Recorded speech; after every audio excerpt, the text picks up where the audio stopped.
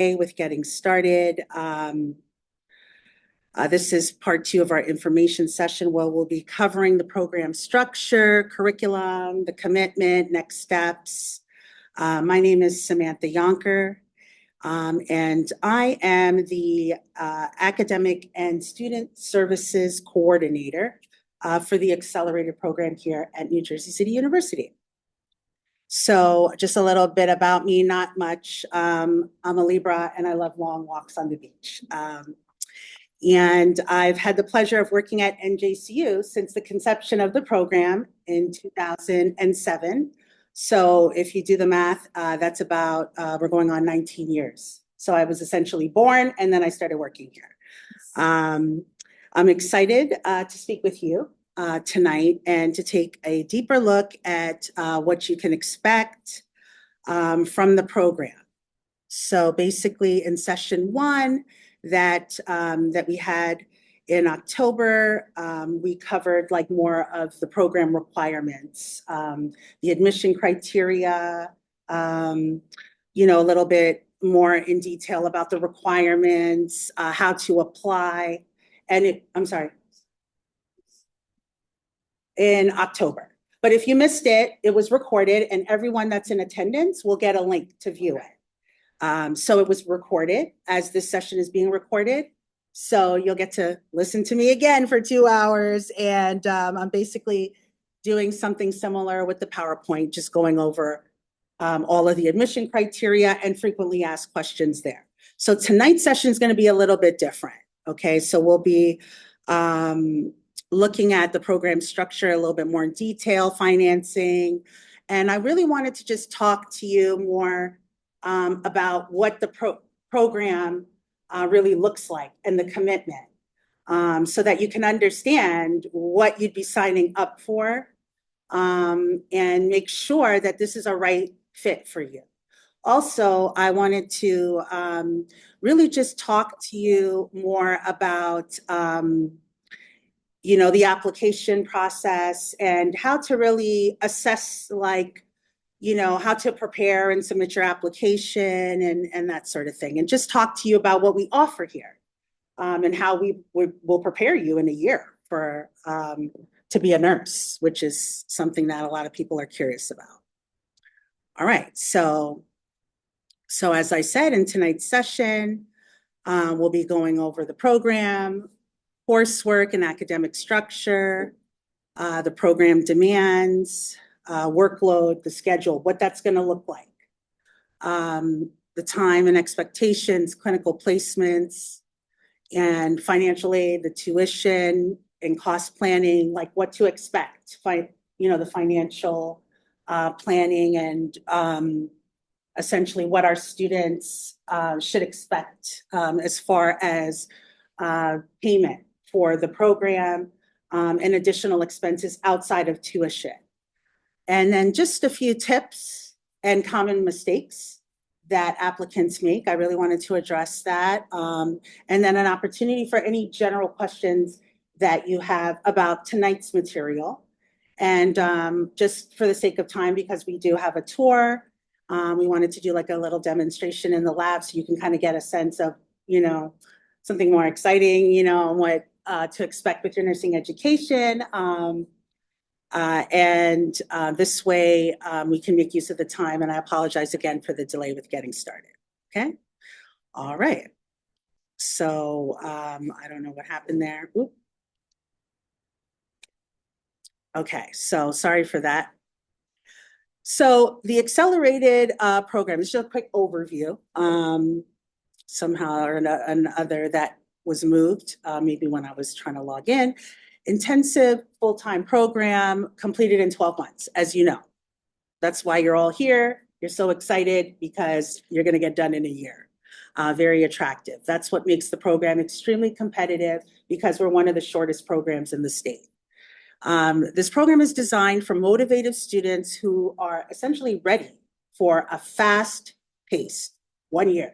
Essentially, it works out to less than a year because even though it says no breaks, we do observe the university calendar. So you do get a break, a few, not many, but We observe the university calendar, and I'll go over that a little bit more. You'll be prepared for entry into the field relatively quickly, strong clinical lab and simulation components, and it's a cohort-based model. So some other accelerated programs have a different structure where they do like, a structure where it's like almost like a summer session, like intersessions, where it's like a 6-week model.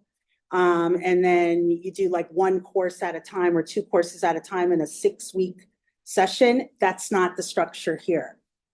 Okay, so we run a 14-week semester, and you will be enrolled in classes, and I'll cover the curriculum a little bit more at a later point in the presentation. I'm sorry, ladies, about this thing here and not getting the full. Let's see if I can move this. How's that? Is that better? And then what is this? Oh, admit. Okay. All right. So just a little highlight. Why should you choose NJCU? I already covered it. Accelerated program. You'll become a nurse really quickly, and you will have a bachelor's degree.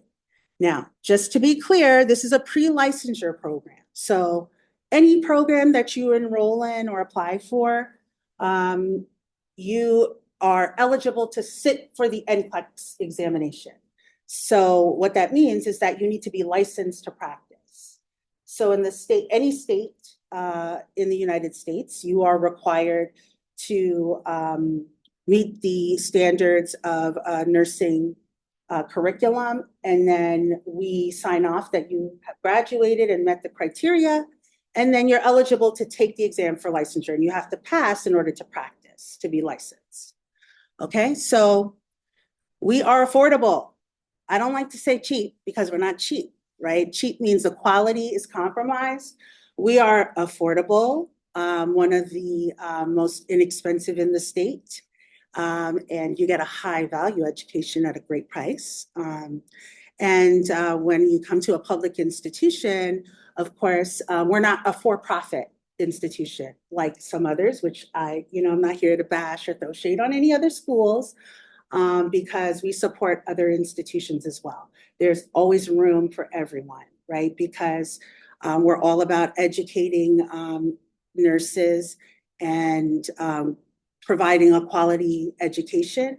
But I am a little biased because I've worked here since the conception of the program, and I work very closely with the faculty. So I do believe that NJCU is great. I've been here, like I said, since I was born. So what can I say? I love it. Other than that, we have an outstanding clinical placement network, which I'll go over that with you, and you'll get hands-on experience. Because the program is short, we want to make sure you know what you're doing, because you're wearing the NJCU jersey on your back. So you're out there representing NJCU. So we want to make sure that we're putting you into well-known clinical agencies with experiences, high-quality experiences, so you know what you're doing, that you feel confident. You're going out into the field, especially since this is a short program, you know what you're doing, and you feel comfortable and confident. And also you're networking. So you're going into these hospitals where you will be able to showcase and highlight and sell yourself, because this is the second time around. You are all adults. You've been in your profession. So you know that when you're out in the clinical field, this is also an opportunity for you to shine and make connections so that you can sell yourself and solidify employment as well, because you're not doing this for fun, you're doing this as a career change. So we have supportive faculty and a cohort model. So the wonderful thing here is that we admit 60 students, but as you can see, you're sitting in one of our classrooms here. There's not 60 seats, it's a very small room. And at home, unfortunately, you guys can't see the room. We were trying to get you to see the room. Sorry about that. But our in-person attendees can attest for the fact that there are approximately 25 to 30 seats in the room. And so what that means is that the 60 students are split into 2 mini cohorts. so that you receive, intimate one-on-one support. Unlike other schools where you're kind of, one of 100, and you're just kind of in a amphitheater, just getting your lectures, and the teacher doesn't know you by name, and you're not feeling very connected to the student population. So we are a small institution, but the benefit is that the intimacy gives you that one-to-one, the support is here, not just from your faculty, but from the cohort, that you really get to know your fellow classmates, and together you can build and be successful as a group. High quality simulation skills and labs, which you'll later have a tour of the lab. We just recently revamped it, and I'll talk to you about that later. And then, as I said, career ready preparation. So we want you to be successful. We invest in your success. So what we've done is we've integrated NCLEX prep. Most institutions, well, I can't speak for most institutions, but many graduates often have to pay for their NCLEX prep. You get your 4-day prep already integrated into your tuition. So we pay for it. Well, you pay for it, but we pay for it. So we both pay for it, so that's a great thing, because we want you to be successful. We don't just want to send you out after you graduate. We want you to be prepared for the exam.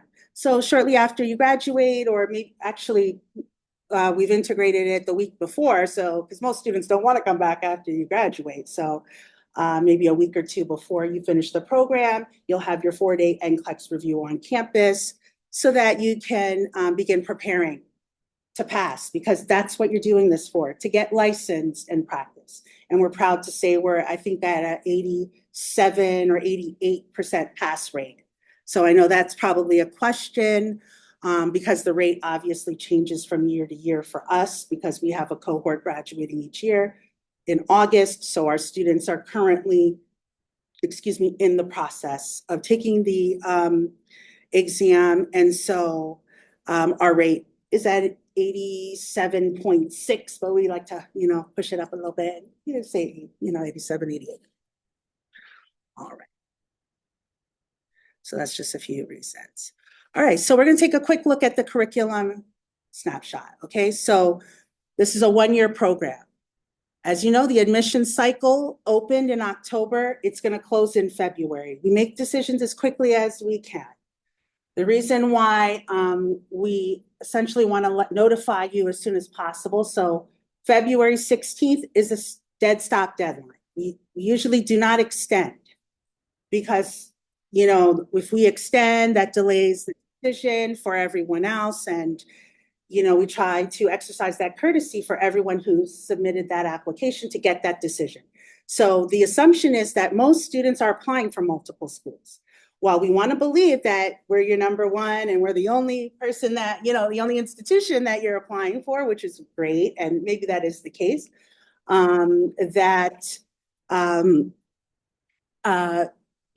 we understand that we are competing with other schools, and we want to get that decision to you so that you can make an informed decision and select the program that's best for you, okay? So with that being said, you need time to prepare, obviously, for the program start. And you're going to hit the ground running in September, your first semester. And this is a snapshot. So the 2 courses that are in bold, Health Assessment Fundamentals, those are clinical courses. Well, they're considered clinical courses where you'll earn clinical hours. But once you start, you're not going into the hospital right out the gate, so anyone who's nervous about that, we obviously will work with you in the nursing labs, to acclimate you. We understand you will begin as a novice for the most part, and we want to make sure that you have the fundamental, hence the title of the course, skills to perform as a nurse, as a new nurse, and learn about assessing a patient and just the general basic skills. So we understand that you're transitioning from a multitude of fields: business, arts, fashion design, you name it, just general sciences. So we recognize that students are not coming in with all the preparation. This is not health related backgrounds are not required for this program. So we recognize that you're not starting out with a background in nursing. So the first semester is going to be very hard. It's going to be a transition, but we will support you. And well, I don't want to say we, meaning me. I'll be a shoulder for you to cry on. I'm not a nurse. And I'm a good cheerleader. And, I give you a good self-help talk and I'll pray with you, but that's probably about it. I can't help you with your homework. But I am a good resource. Nevertheless, the curriculum, as I said, is outlined here. And there's more detail on our website for you to learn more about each course because we'll be here all night. And your first semester, 21 credits. Okay, so that you'll be in your first semester from September through December. Okay, now we follow the university calendar, so it's a year from now. So I don't know when Labor Day will be next year. So if you take a look at your calendar, we typically start that Tuesday after Labor Day. We hit the ground running, and then your first semester will be complete by December, roughly, the 15th or so, between the 15th and the 20th. And then you will be on break until the day after Martin Luther King Day. So that's roughly about a month. And then it gets real hard because you're off for a month. So you start and then you're off for a month. And then you return for the spring. So first semester is complete, and then you'll be back for the spring in 2027. So this is your second semester. Now you're starting right out the gate. You'll be in adult health, clinicals, and childbearing, women and newborn, and infant, children, and adolescent is split. So you'll have 8 weeks and 8 weeks. Okay, so it will, you'll learn more about the clinical hours and the distribution. And if you want to learn more detail, I didn't want to spend too much time because you're still in the admission stage, but I just wanted to give you just a general overview of what the clinical component looks like. So you're not going to be in the hospital for every single course. That's essentially what I wanted to sort of highlight with the curriculum. Okay, so looking at the snapshot of semester 2, you see you'll have pharmacology, nursing research, and culture. Now, just one thing to note, some courses will be online, some courses will be in hybrid format. So what that will look like changes from year to year, program, cohort to cohort. So I can't speak to, okay, so pharm is always online. Patho is always online or what have you. Usually I think it is always online, but I can't say what that will look like. And I don't like to, sort of guarantee any sort of schedule or, you know what I mean? Because then students say, oh, well, I came to your program because you said that these courses would be online. I want to be clear this evening that this program is designed for in-person delivery with some courses offered in hybrid and online format. We are a brick and mortar institution, and because the program is so short, we need to see you. A lot of programs offer online because they want to sell you the convenience of you not setting foot on campus. And maybe that will work for you because you may need to work, you have a family, and that will make sense for your life. And maybe that you could be successful in a program like that. But I'm telling you, as far as this program, I want to be very clear and transparent that I'm not trying to sell you something. I'm just trying to be clear with you what you're signing up for. We need to see you. You're going to be in person, but we will have some courses online. You will have some flexibility with some of the classes, but it's not an option for you. The flexibility is based on whatever we are able to give to you based on the layout of the program for that semester, if that makes sense. So it's not like you say, hey, I don't want to come in on a Monday. And I'm like, oh, okay, you don't like Mondays? Me either. Sure, let me give you that, you know? So I just want to make sure that this is not a cookie cutter schedule. However, once the schedule is set, it is a set schedule, it is assigned, and you will be required to adhere to the schedule that is assigned to you. Okay? So we'll get to the questions at the end. But thank you, I appreciate your patience. Okay. All right, so that's semester 2. And then we get to summer. So what's unique about the summer is that the summer semester essentially is a regular 14-week semester. So it is structured like the spring and the fall. So I just want to make sure that we're clear. It's different. It's not like a summer course, you know, how they have the 6-week, schedule. Summer is structured like a traditional semester.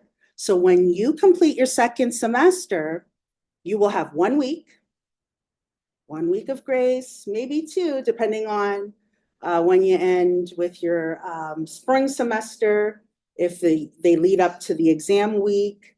It all depends. And then you'll hit the ground running in your final semester, and you'll have your 14 weeks straight through, like a traditional spring or fall semester.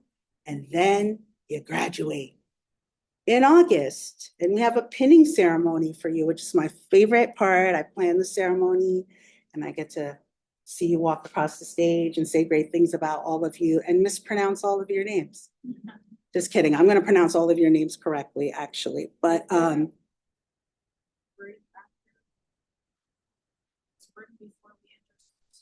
yeah, just one week.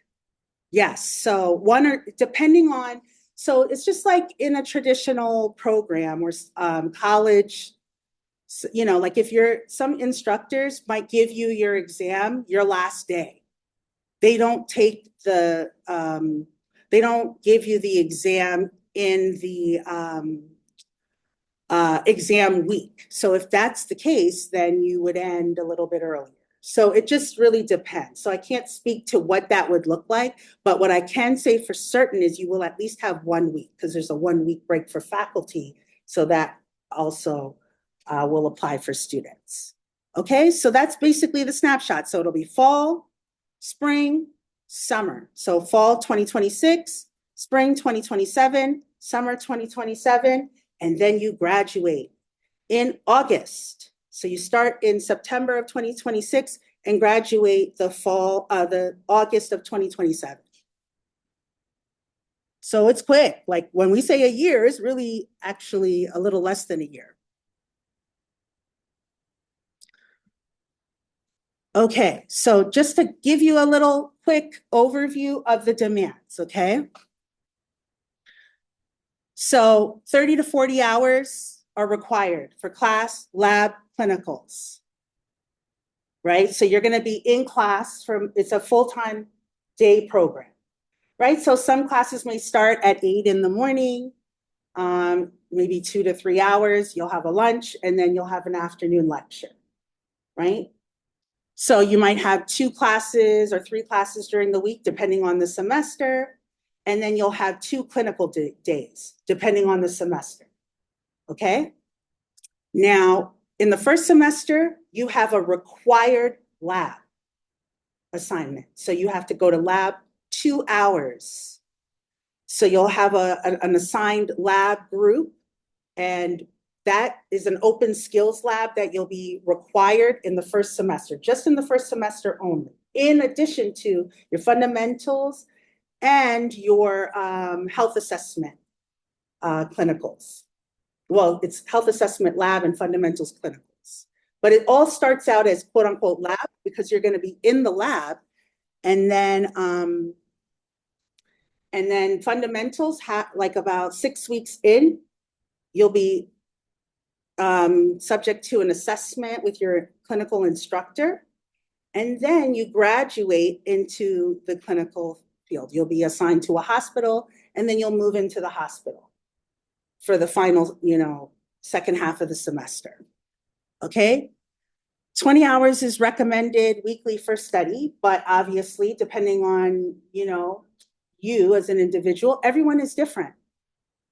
Some of us can sit in a classroom and just like look at this information, even just right now. You're so intensely focused, and you're looking at me and you're probably remembering everything I'm saying. And then someone else, I'm not going to pick anyone out or, single anyone out, they may forget, I have to go back and look at the video a few times, right? To kind of remember, what did she say? I can't remember. I know she said something about that. So everyone's different. We're all different ages. We're all different learners. Some are audio, some of us, need to write things down. We're visual. So, we all have to decide or determine, how much time we need to study.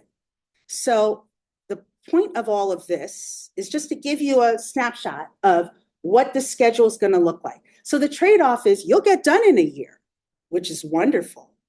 But what is it going to cost you to get done in a year? We need all of you. You need your time.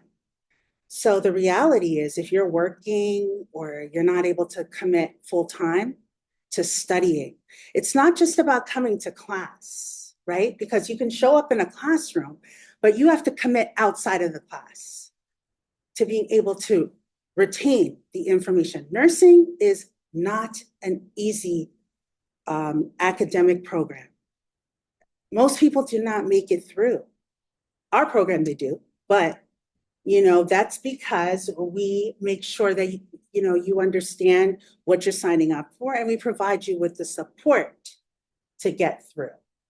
And also prepare you so that you know what you're signing up for and scare you away. No, I'm teasing, but we really want you to make a good decision. Everyone may want something, but it might not be the right path, right? So most of you can be successful. It's just that you have to recognize that you might have to make a sacrifice to be able to do it. Send your children away if you have children, hopefully you have support, that's hard, especially, and this is no disrespect to any of the dads in the group tonight, but as a mom, we're the primary parent sometimes, and the kids just come to us most of the time, and maybe dad too. So you have to think about your lifestyle and see what, will work best for you. Okay. So you need to study, you may have group assignments. So it's all about balancing your time. So in addition to being in class, maybe let's say, full time, then the outside commitment you'll have to think about. So that's just a general overview of the expectations and your time. Okay? So just talking about the clinicals and the affiliations. We have affiliations pretty much with all of the St. Barnabas health, anyone that's in the health system with St. Barnabas. So we're pretty good. We're doing pretty good. Now, the issue is that as a small institution, it is a strategic game that you have to play. But because they are happy with our graduates, they like NJCU. We don't have to make too many donations to get clinical rotations in some of these locations.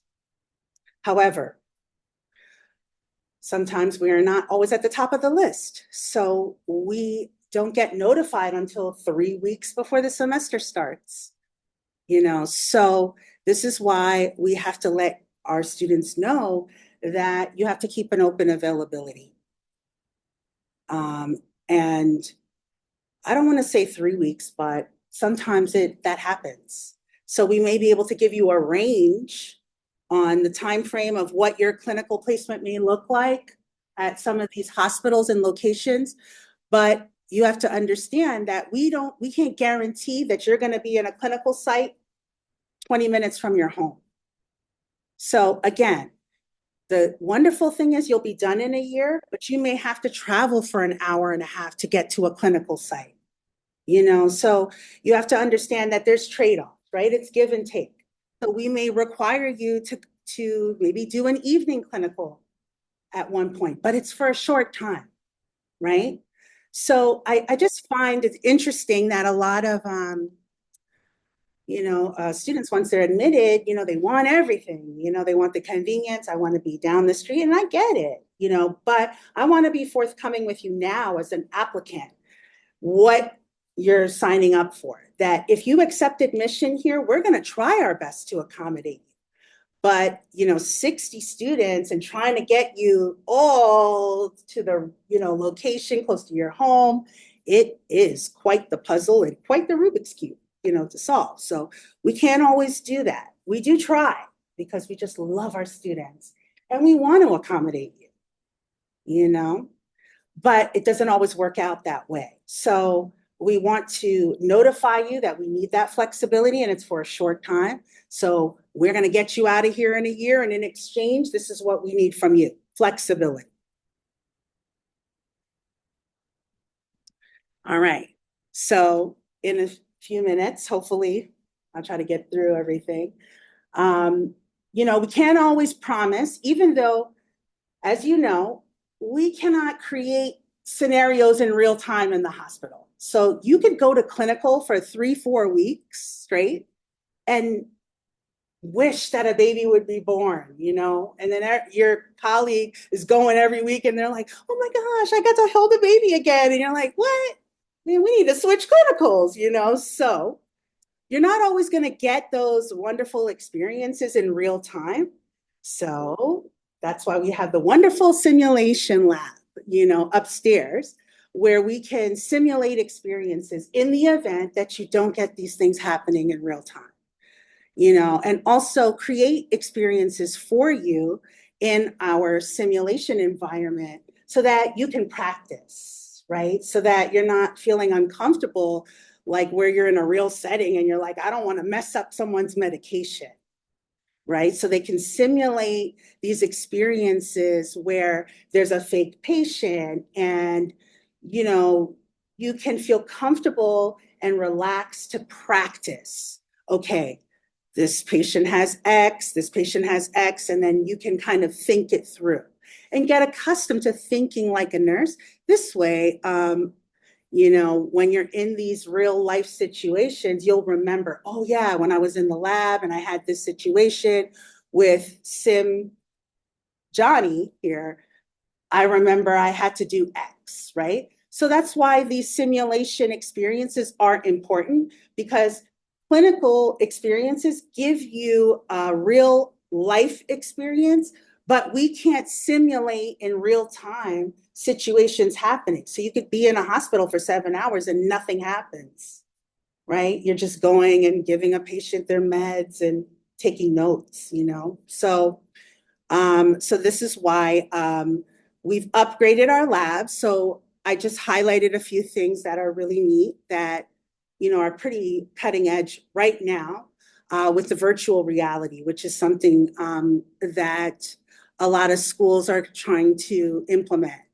And I don't know if we're going to try to do something for the 8th. So if you really love it and you want to come back and check it out, a virtual reality, like the VR simulation system using an Oculus device.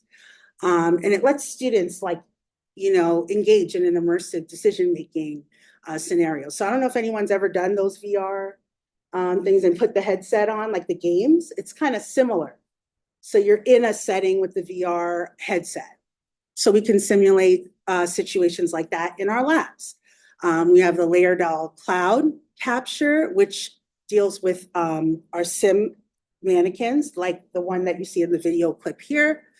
And you will have like recordings of where you'll be in real-time scenarios where they'll simulate real situations, and then they'll record, and then you'll get to watch yourself back in the debriefing room with your instructor and with your classmates to talk about, oh, okay, you see right there, you see what you did? You killed the patient. you gave them too many the wrong meds, or, hopefully you didn't kill the patient, but, just as an example. And then we also have a new medication room with an Omnicell system and SIM card Elite, et cetera. So it's really like a hospital up there. So you get to really acclimate yourself and get comfortable learning how to work in a environment that looks like a hospital.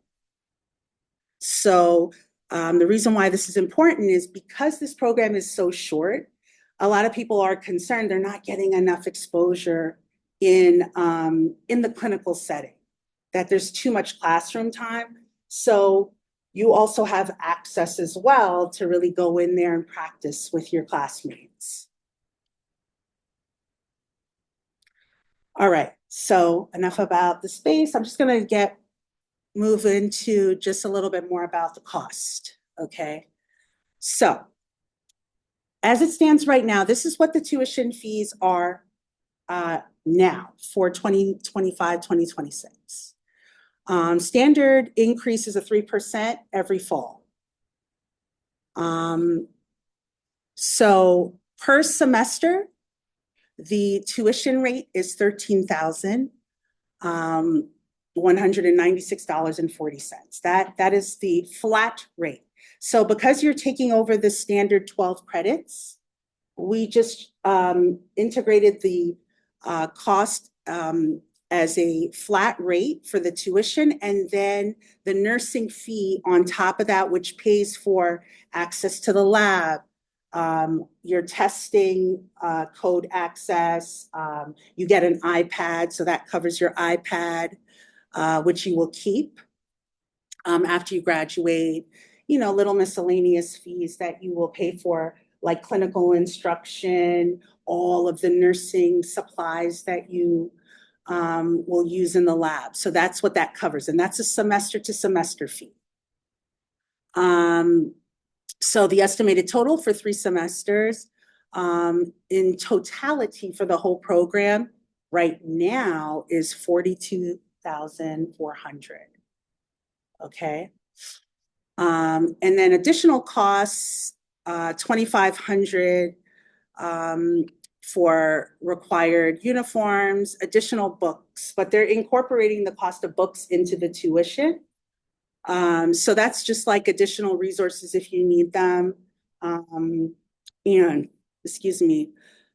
like parking, like if you have to go to certain agencies, on campus, if you pay, like, are traveling or commuting for the year. So that would just be an additional cost for the year. But that doesn't cover like living expenses and so forth, like if you're not going to be working. Okay. So it's a little bit different with financing your education for second degree students. You are eligible for financial aid, most of you, but because you are required to have a bachelor's degree in everyone's circumstance with their undergrad degree, specifically because you might have went to school outside of the country, or maybe you had a scholarship and you didn't use financial aid. So many prospective students' situations are different. So we, as a department, do not provide financial aid advisement.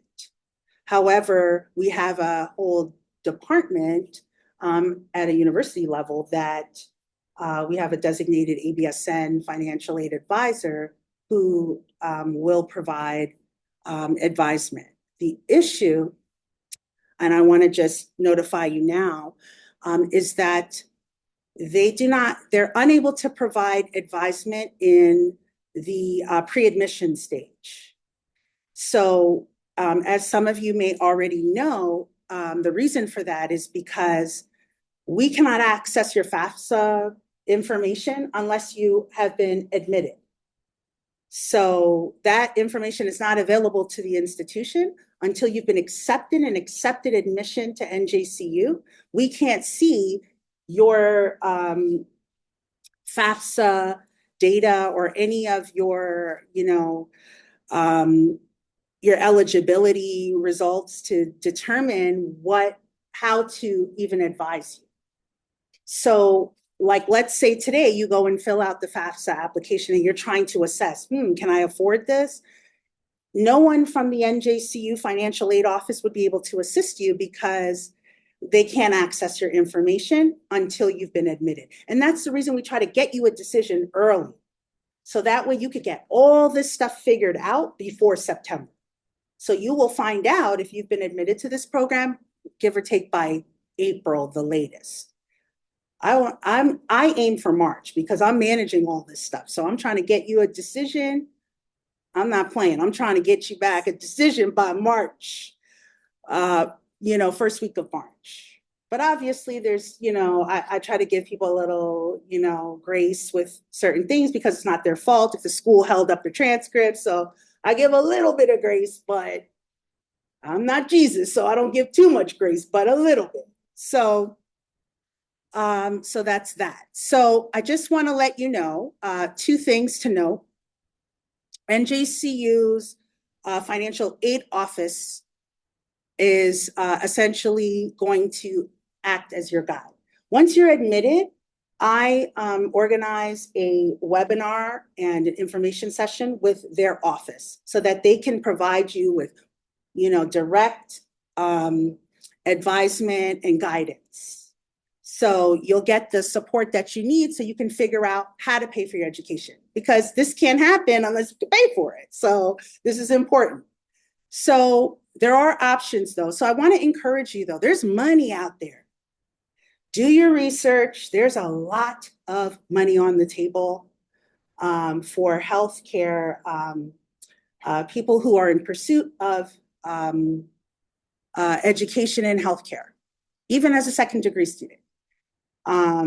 Eligibility varies, right? So there's different requirements. There's minority scholarships. There's, economically disadvantaged. And at this point, we're all economically disadvantaged, to be honest with you. Unless you guys are rich, I mean, at this point, we're all one paycheck away or two paychecks, maybe three, depending on your circumstance. We are all in a position where, we might qualify or we might not, but it doesn't hurt to try, Sometimes there's scholarships out there.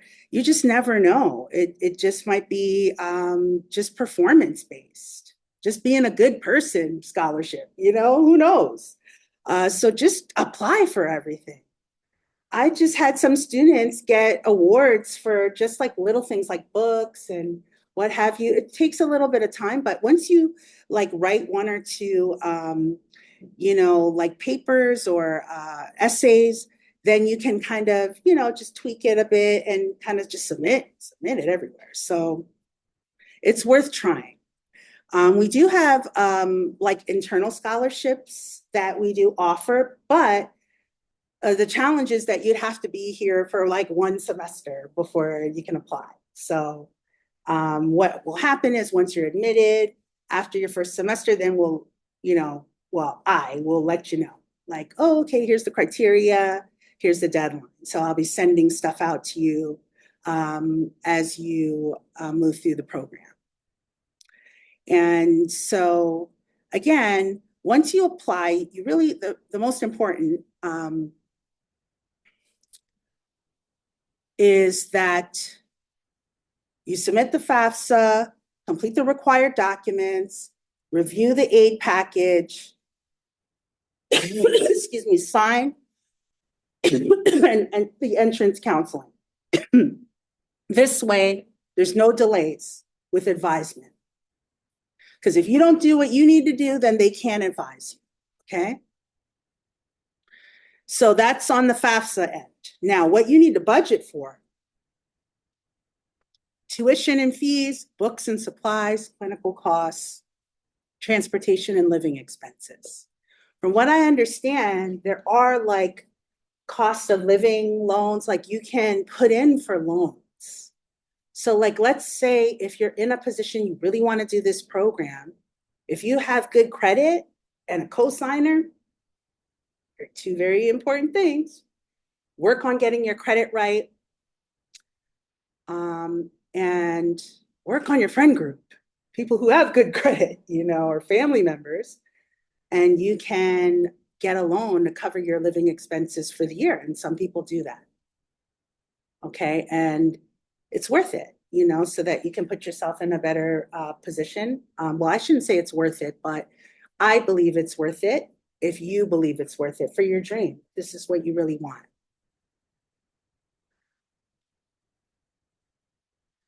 All right. So we're almost done. Let's see where we are with time. Okay. So some of the common application mistakes, I just want to touch on that. First, failing to submit all the required materials, okay, by the deadline, which results in an incomplete application. So that tells me a lot about you as an applicant. If your application isn't complete and you didn't take the time to double check it, then I'm not going to spend time. Okay, I'm lying. Sometimes I do.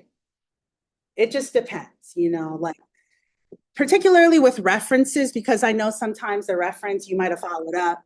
So it's a case by case. So I don't want to say I never do, but for the most part, it depends. But it is on you as the applicant to make sure that you have everything submitted, because nursing CAS, you can go in and double check. We don't, unlike other schools, we don't ask you for a lot. Some people are like, is this it? Like they're just in disbelief. This is it. We don't have a lot of admission criteria. So if you're missing something for us and we only have like 5 or 6 things we're asking you for, there is sort of, it kind of says that you're being negligent and you're not double checking. How badly do you want this? You want to make sure that you're showing up and representing yourself as best as you can when you're submitting your application. Missing prerequisites. So I'm just going to say very quickly, 5 prerequisites. 3 of the 5 must be completed by the application deadline. Only 1 of the 2 pending prereqs can be a science. So all 5 prereqs have to be done by May of 2026. Okay? We're not in a position to make any recommendations about like what institution to go to. It must be an accredited institution. In the information packet email, if you haven't received it, there is a link to check the accreditation. If you're in a position where you want to apply for 2026 and you're like in a bind and you have 1 or 2 prerequisites, there are like self-paced courses that you can complete. But you'll have to figure that out and make sure that they meet the accreditation requirement because, well, we hint on some of the institutions that we will accept, but I'm not really in a position right now to sort of, say which schools those are. All right, so moving forward, waiting too late to request official transcripts. Waiting too late to schedule the HESI exam. So this is particularly important because, again, this is the 2nd year in a row that we're allowing you to take the exam twice. So you have 2 opportunities, 2 attempts on the admission exam. So if you wait until, let's say, January 30th, and you don't meet the admission exam requirement, you'll only have 2 weeks to register and study and prepare to retake it if that's what you want to do, right? So I really advise, like even now, if you just today go on, schedule a date so that you can just set up a date and be ready. Ideally, I just really feel confident in most people that you can pass it the first time around. That's my hope for everyone. But you know, as luck would have it, or misfortune, sometimes you have a bad day, you know, things happen, you just never know. And, you know, you don't meet the mark. Or you're a perfectionist like me and you're like, oh, no, this is not good enough. I need a better score. Even if you get that 80, you want to try again to see if you can get a better score, right? But if you don't give yourself enough time, then you're not going to be able to take it again, right? So that's important. In the age that we live in, you know, everyone's chat GPTing everything. So be very careful, you know, with your essay response. You know, we're looking for something that is personal to you. We want to know about you, right? It's very open-ended, so you can write about anything you want. But the challenge with open-ended essay questions is that it's so open, you're like, I don't know what to write about, right? So you want to highlight your writing skills. You want to showcase that you know how to do research or really formulate um, a piece of writing in sequence. You know how to write a paper, right? Formulate an idea, something that's thoughtful, but also talk about yourself in a way that not just why you want to be a nurse. Sorry.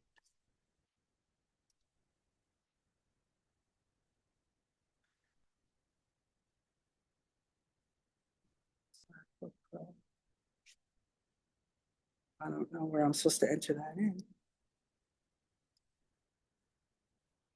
Okay, hold on 1 second. Sorry, guys. Just had a little.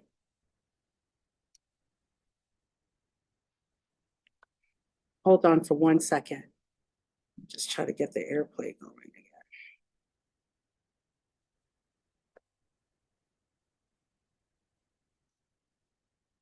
Where's the airplay? System settings.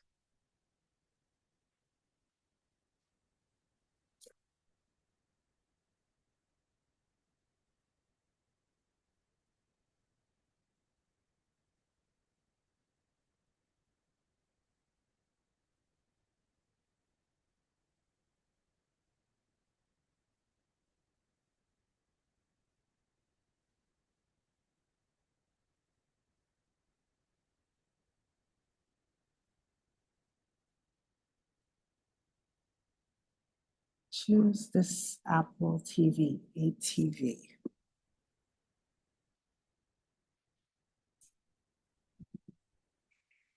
Oh, here. It's saying ATV 406. Right? Isn't that what it said?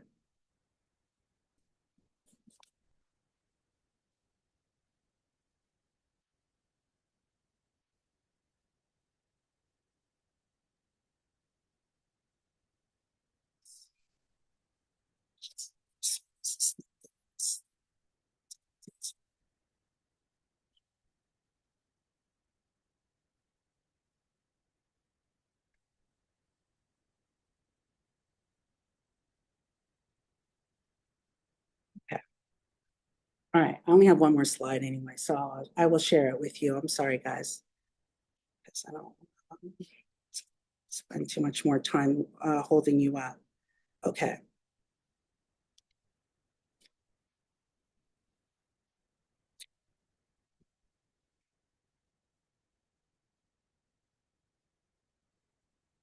Actually, we'll do this. Can you see it? So I can share it this way. You don't have to.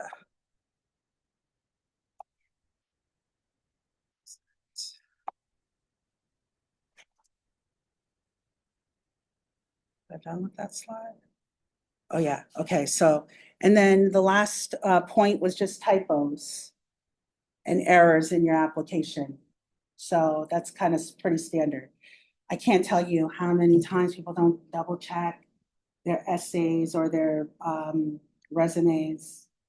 You know, there's typos. So you just want to make sure that you're representing yourself in the best way. Even just having someone just double check your application. It's very competitive. Already, we have 500 people who are in progress or have already submitted applications. So, has anyone in here already started? Yeah? Okay, so you're one of the, okay. All right. And then for the final slide, just doing a self-assessment. Am I prepared to apply? So, do you have a bachelor's degree completed, or will you be completed with your bachelor's and have a degree conferred by May 2026? So that's a requirement. So some institutions, even if you graduate in May, like your degree won't post to your transcript until June. So, so as long as you can get like a graduation clearance letter stating that you've met the criteria, and then the letter just has to state that your transcript will be available like in June. Okay, all your prerequisites must be completed or in progress. So you'll have to show like proof of registration. So by the spring, you should be able to show that you're registered. I'm not going to be too much of too insanely concerned. Like, I mean, it would be good if you're registered, but as long as you have at least 3 of the 5 prerequisites done, some people will wait, but I don't recommend that because, like, let's say I conditionally accept you. If I don't see that you're registered or enrolled or in progress, then that would be concerning, right? That you're just waiting to see if you get admitted and then you're going to do like a crash course. Like, when are you going to have to get it done? You know, so it's good for you to submit some kind of proof of enrollment. So I know, okay, she's registered, she's enrolled. So you could just upload that in the section with your resume or additional documents. If you have any issues with uploading it there, and I'm not talking after you submit, before. Okay, so you have to make sure you do this before you submit the application. Once you submit, that's it. It's done. All right, maybe it's not done. Just email me, you know, kind of a little bit of a sucker. It depends. It's a case by case, you know?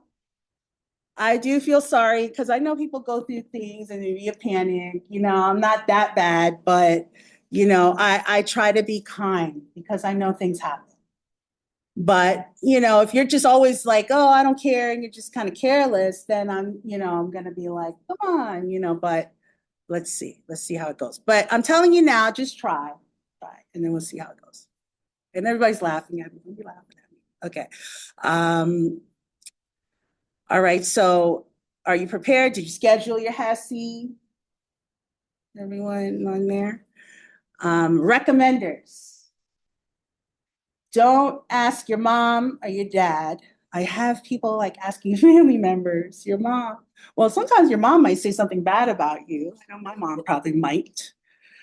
So don't ask family members. I get this question a lot. I strongly recommend instructors, honestly. 2, minimum. If you could get more, that would be great. We require a minimum of 2, maximum 3 or 4. Right? But it doesn't like say like you're gonna get extra points or anything, but you know, it's just kind of covering all bases, right? Like, because you don't really know what an instructor will say about you. So you just gotta like, are you gonna say something good? Hopefully they will, you know. How does a person know how someone really feels about them? Are they just doing it to be nice, right? Does it have to be an instructor? Could it be? No, I mean, okay, so Like your preferred. I think because this is an academic program, an instructor can speak to you and your performance in an academic setting, right? Yeah, that's different, yes. So in your case, yeah. And you look so much like my colleague. It was just blowing me away. I thought it was her. I was like looking at you like, she should show up.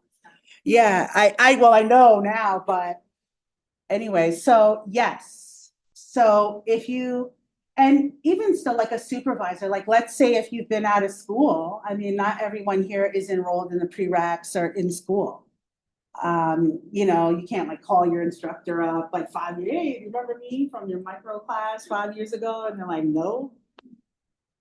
Go try to remember me. I need the reference letter. So we understand that may not be able, so some people may get a letter from like the mayor or,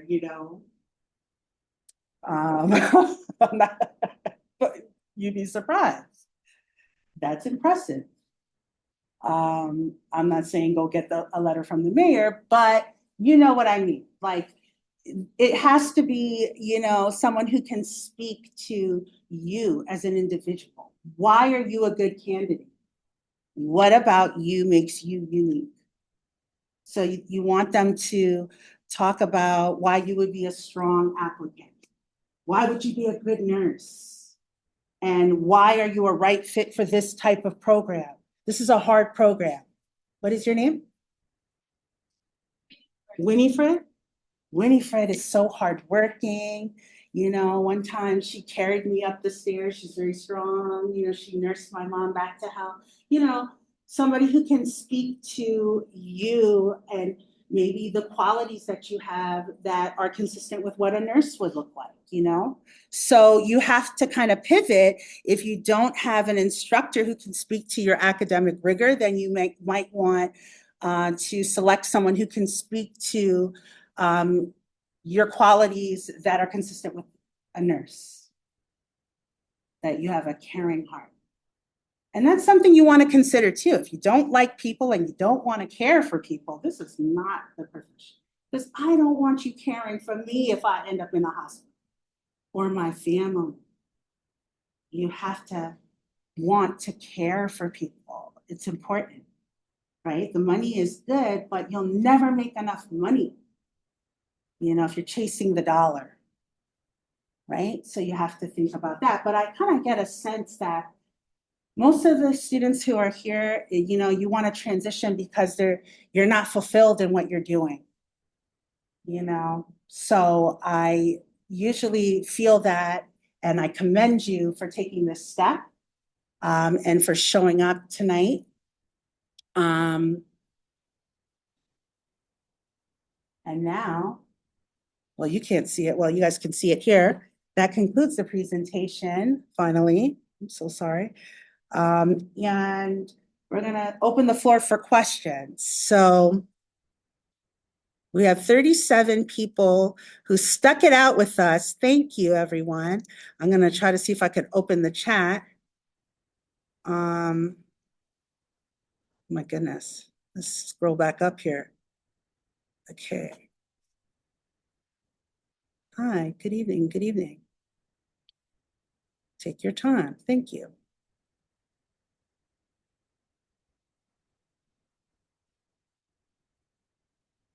Okay.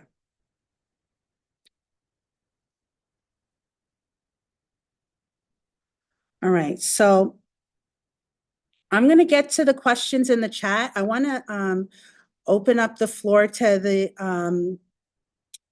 our attendees who came in person, and then I don't know if you can give me a thumbs up if you can hear them, if you can hear their questions. If not, I can repeat it, okay? So we'll have maybe about, 15, 20 minutes for questions, and then I'll log in on my phone, and then you guys can come with us on the tour if you want to stay on, and then we'll follow them upstairs while Dr. Ephraim gives the tour. Okay, so I know you had a question. I saw one.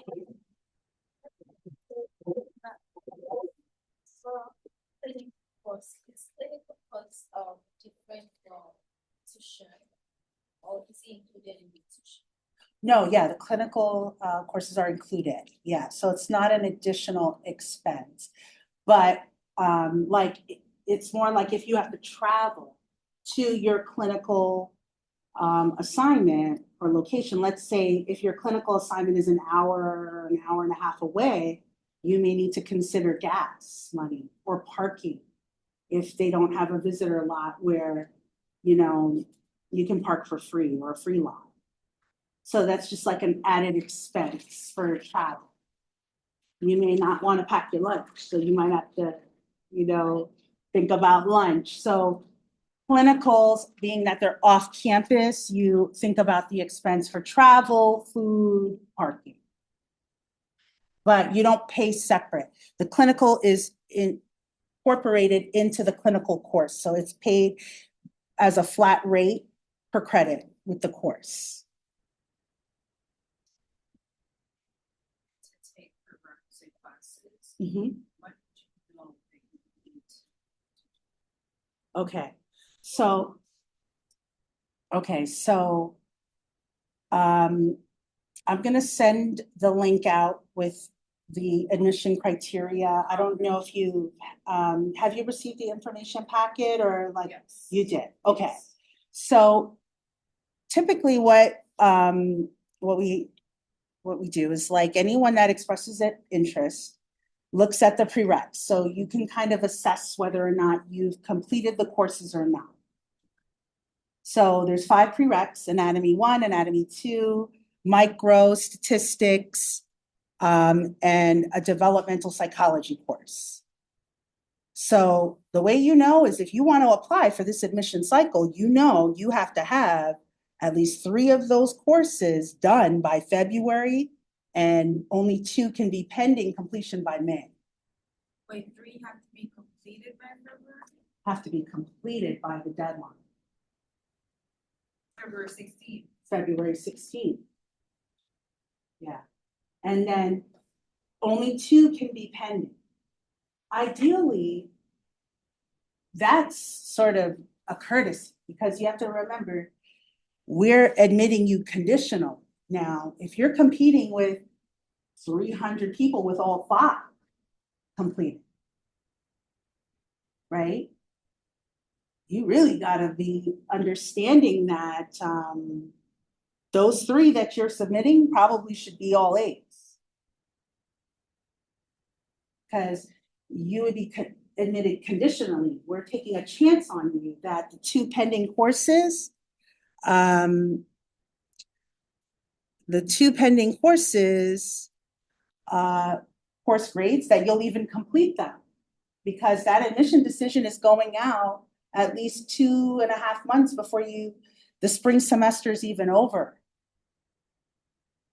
So if you're thinking from an admission standpoint, there's 5 prereqs, you submit an application, let's say with only 3. Imagine if you only had 2. So as an admission counselor, the likelihood that someone is going to be more serious to complete those classes, I don't know, if something happens to you, I don't know. I'm just saying on paper. You know, looking at someone who completed 5 versus someone who's in progress. Who are you gonna go with?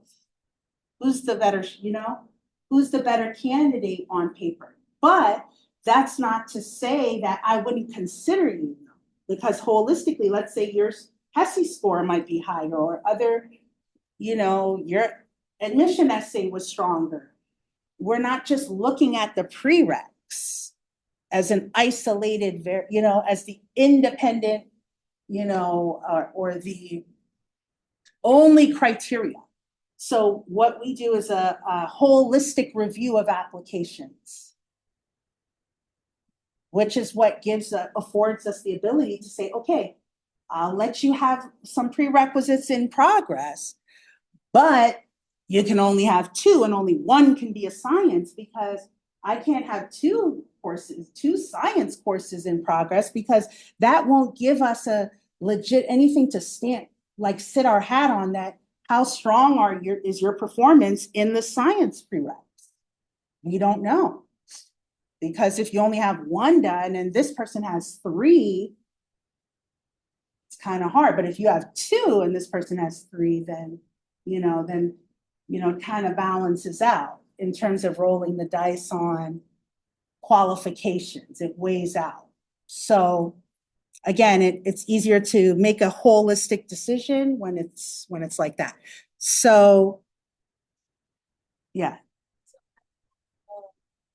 I go program demands our time, or do we have classes on Sundays? You don't have classes on Sundays. So there's no, the classwork typically is Monday through Friday. Courses where you would have to physically be in class. Now, in terms of like online, you may have an online class, you may have an assignment due by a Sunday.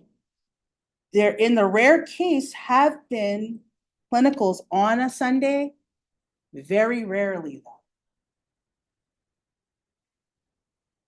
I just want to make note that there have been, it's been rare, but we cannot say that it would never happen. Because there's always that one time that I'm like, oh, yeah, you're good. It hasn't happened in 5 years. And then next year, so I want to say to you that for the most part, we try to avoid Sundays and Saturdays. But in the rare case, if that is all that the hospital is offering us, if they say the only date we have available is a Sunday and you need to fulfill your clinical hours, we have to take it. Yeah. Yes. Okay. That's a very good question. So one of our attendees asked if there's a wait list, and the answer is yes. So the wait list doesn't work like probably a traditional wait list in other programs. So the way our wait list works is as follows. There's a cycle. The admission cycle opened in October, it closes in February. After the admission deadline, we begin the review process instantly. After that date closes, there's a blackout date for HESI admission exams. The following day, I start pulling those scores, plugging them in. Anyone who does not meet the admission exam requirement is automatically eliminated from consideration for admission. 80%. So the minimum cumulative exam score requirement overall, cum,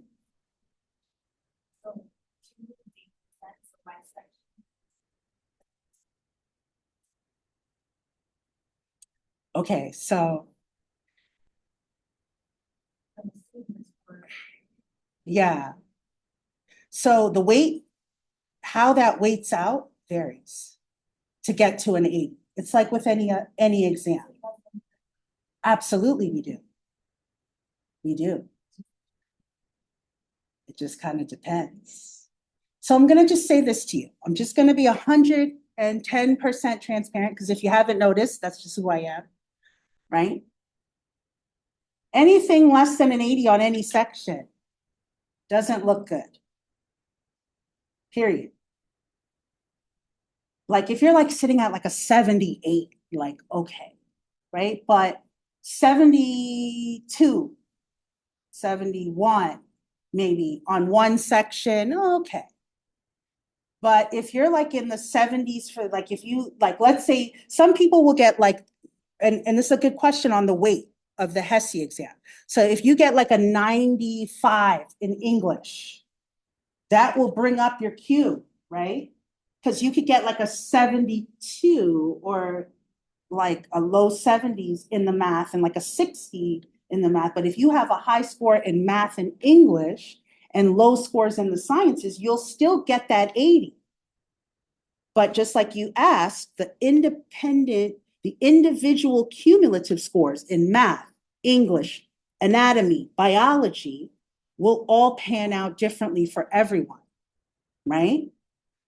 So to answer your question, will you meet the requirement at an 80? Regardless of what those cumulative scores individually look like, yes. Will you be able to apply and have your application move forward? Yes. To your second point, will your application be competitive with very low scores? Not necessarily, unless everyone in the applicant pool is in the same boat. Right? So if everyone kind of performed poorly in some of the areas, then that gives you a better chance. But if everyone did well in the sciences, then that obviously would present more challenging for you, right? So it's a hit or miss, depending on the performance of the overall applicant pool. That's why I can't answer questions like, what's the likelihood? The likelihood is dependent upon the performance of the applicant pool in which you are applying for or with. Not the year before, not the year before, not the year before. Because that's who sets the average, is the applicants that you're applying for. So let's say if their GPAs are relatively high, then they're setting the average higher, right? So that's the missing variable. That's why you can't really say, well, what's my likelihood? You just have to focus on getting the highest scores you possibly can in all of the areas that that you have control over. Like, because right now, if you're already graduated and you have a GPA, then your GPA is what it is. You can't change your GPA. We don't combine or recalculate GPAs. If you have a master's degree, we're not using your master's, right? Because it's not required. So it's not fair to someone who only has an undergrad for us to consider your master's, because that's not required. So everyone is on the same playing field. Undergraduate, that's it. That's the GPA we consider. Then your prerequisite grades are considered as an independent GPA. So it's your undergraduate GPA and then your prerequisite grade GPA. Your HESI exam score, minimum cumulative score, is an 80. That's what you need. You can still apply. Now, if you're asking me, should I retake the exam? That is at your discretion. It is costly. As you know, I don't have to tell anyone that's here, right? It costs money to apply. And I feel bad to tell someone, yeah, go ahead and take the exam again. And then guess what? You get the same score. Then what? You just spent another $125 to retake the exam to score the exact same score, right?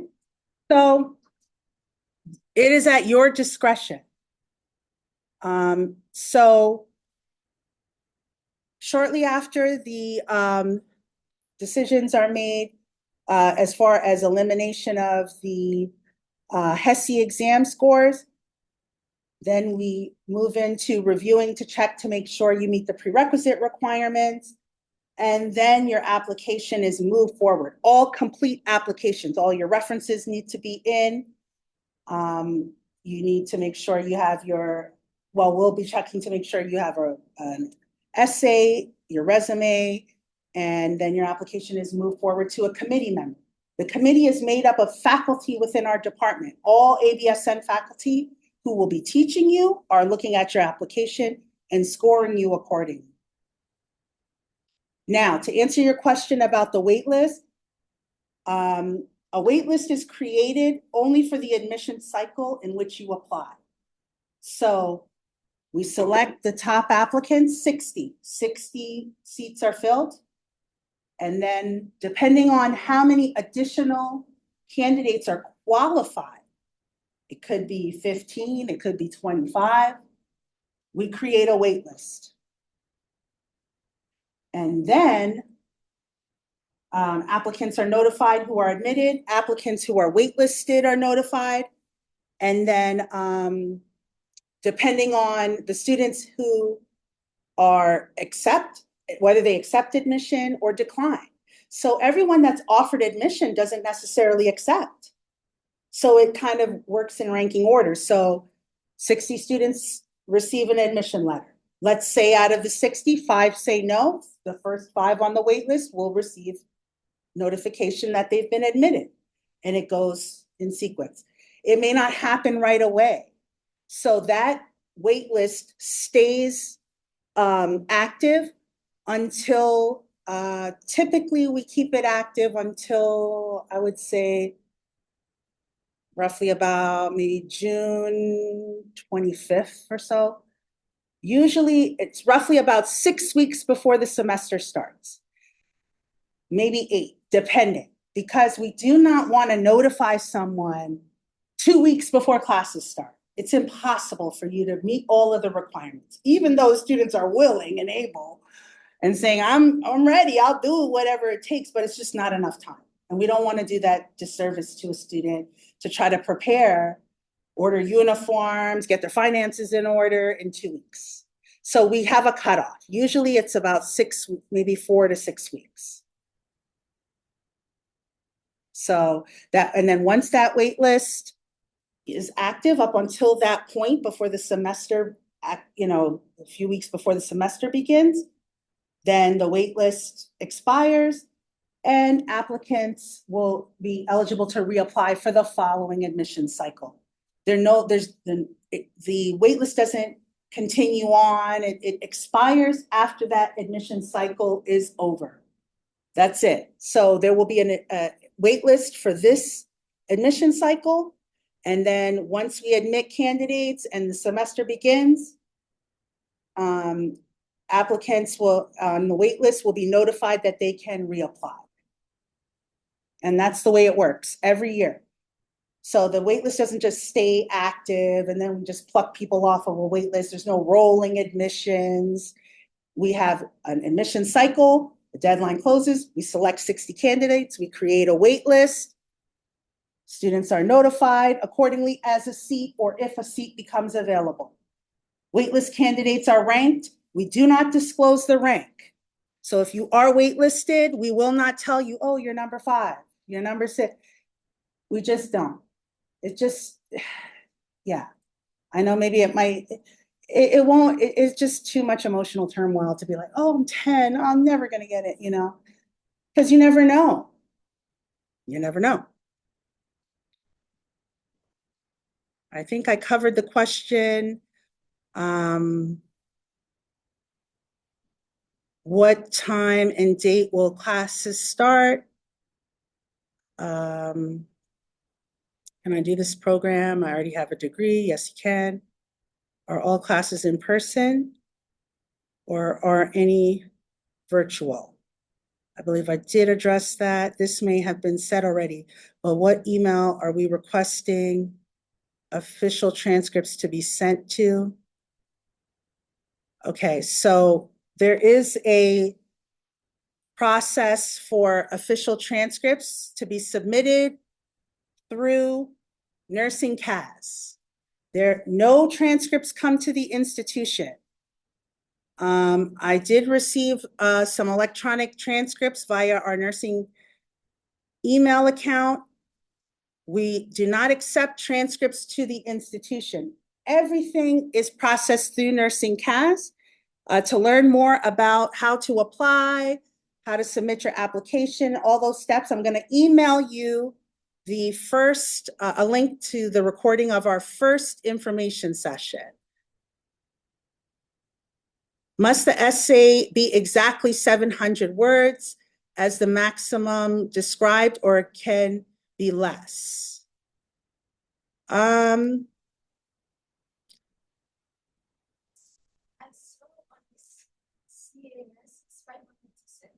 Yeah. Let me just answer address this question. So I do believe one of our participants or attendees did say 500. There is a range, 500 to 700 for the essay. So I would say you want to showcase, you want to make sure that I would say try to do the maximum. But if you are someone of very few words and you're able to do it in less, then hey, maybe it is quality over quantity. So that is at your discretion. So the decision is yours. I can't say that anyone that we're sitting there counting up the words versus the quality of what is written. Some people can write 700 words, but not say anything at all. So I would like to say that it's probably the quality of what is written versus the quantity. When will the registration period for HESI to take it in January be?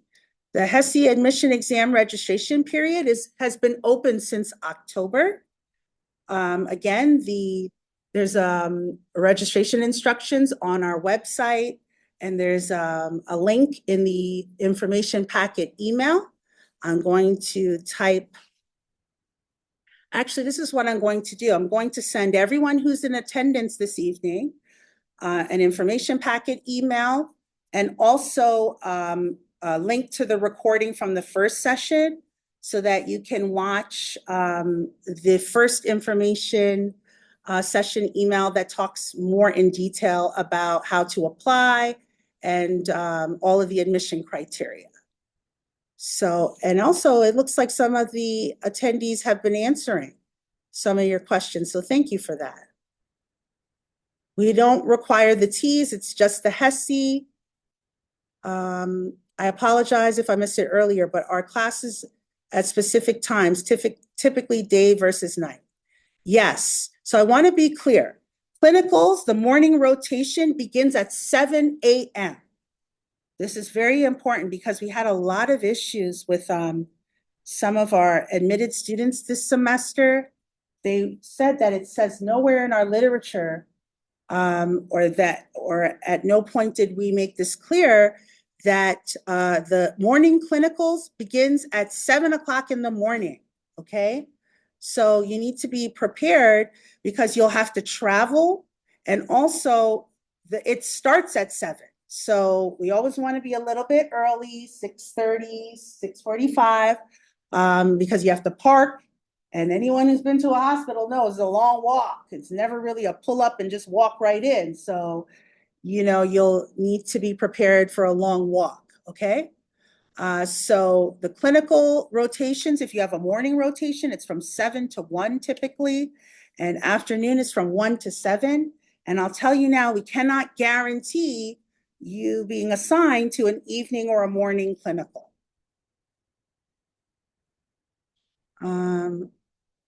I'm sorry, you said that you can't hear the questions? I'm sorry.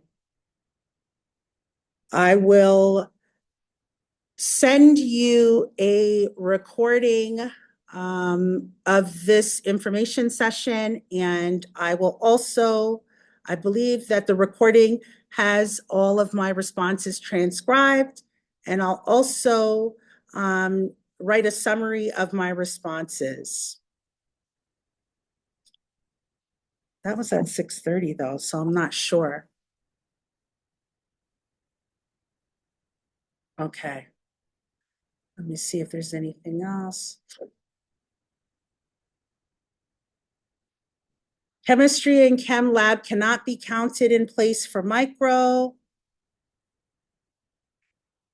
We accept prerequisite courses completed through an accredited community college, but not through Straighterline. Straighterline is not an accredited institution, so prerequisite courses will not be accepted from Straighterline. If you already took some of the 5 prereq courses at another college and you took them as part of the degree you have or a previous program you were in, are they accepted? Yes, as long as it's an accredited institution and the course that you completed fulfills the prerequisite course requirement. You can start the application, you can save it, but do not submit it until you've uploaded your essay and resume. Your recommendations can be pending because there is a link that the recommenders that you select will need to complete upon receipt of that link. So you'll be entering their email address, but you can learn more about that from the first information session. And as I stated, I'll be emailing everyone in attendance the link to the first information session where I share more information about nursing CAS and helpful links on how to complete the application. But if you just type in Google right now, how do I complete the reference section of a nursing CAS application? Literally, if you type it in your Google right now, a whole tutorial will come up. Your phone is literally a tool, a resource tool. That's what I did to get the link. So if I could do it, everyone that's present today, just use your Google as your resource. Or if you go on to the Nursing CAS website, as you're moving through the application process and you're uncertain, just use the helpful links that are there. Is it acceptable if A&P 1, 2 are taken online? As long as it's an accredited institution and there's a virtual lab. There is a 10-year threshold on all prerequisites. Some institutions have a 5-year, but we require, we are comfortable with a 10-year threshold. Physics and chemistry are not included on the HESI admission exam. Prerequisites must be completed within the past 10 years, not 5 years. And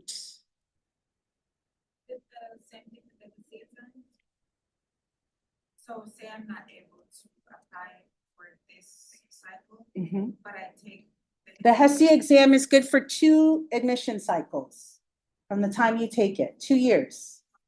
Yeah, so if you take it this admission cycle, but then for whatever reason you're unable to apply, it'll be valid for 2 admission cycles. Okay, now I just want to make sure that everyone is aware that we are in the process of a merger agreement with Kean University.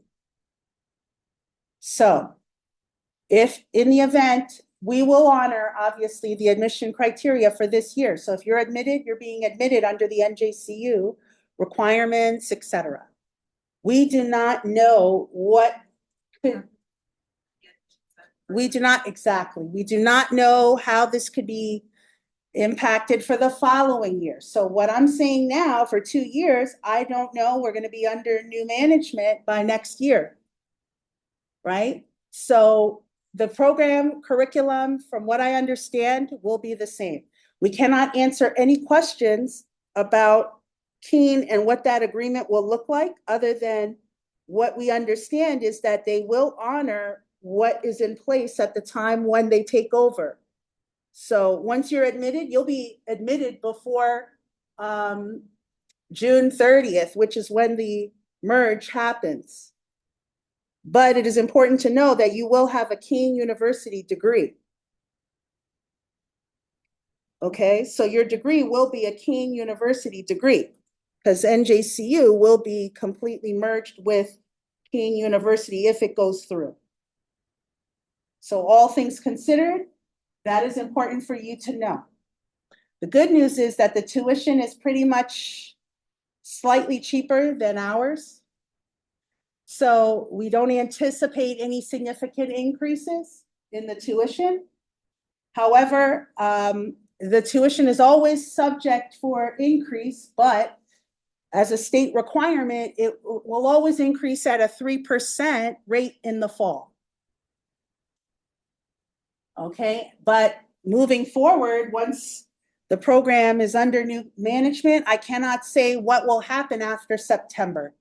So I just want to be clear that you will need to check back and make sure you're staying abreast. If you don't apply for fall of 2026, that it is going to be important for you to check back with us to see, you know, what changes, if any, because they may say, wow, this is exceptional. You did a great job. Let's just keep everything the same. Change the name. Everything is identical. And that's what we're hoping for. But unfortunately, because so many things are unknown, we cannot speak to what that will look like. So I always feel that it's important to be transparent, to let you know so that you can be informed. This merge, I'm not keeping it a secret. I'm making you aware. It is on the horizon. It is happening. What it will look like, any specific questions, we can't answer because we don't know. What we do know is it's happening. What we don't know is how we'll be impacted. All right, so without further ado, we're gonna go up for the tour. I'm very sorry we got started late. There were a lot of questions. I thank you. Dr. Ephraim is our chair. She's done so much work. Is the chair of our department, our leadership here. She's been working alongside with me for over 6 years. Really just a joy to work with. We have a lot of fun. And has done a lot of work upstairs. I mean, just an exceptional job, very knowledgeable. I know she only looks 21, but she's had over 25 years of experience. She's another one who was born and just started working, just like you. We all just, we're born and started working in this department, and it's the fountain of youth. So we're hoping that for everyone else here. So we're going to head up. She's been preparing upstairs. I'm gonna log in on my phone. So anyone that is still with us virtually, I'm gonna log in and follow the group upstairs that attended in person. So you're more than welcome to stay on and come on upstairs with us if you're interested. Please, join us. If not, it will be recorded. So we thank you for attending. If your questions were not answered, please send an email to nursing@njcu.edu, and I will be sure to, let me just write it in the chat. I'll be sure to respond to your email, and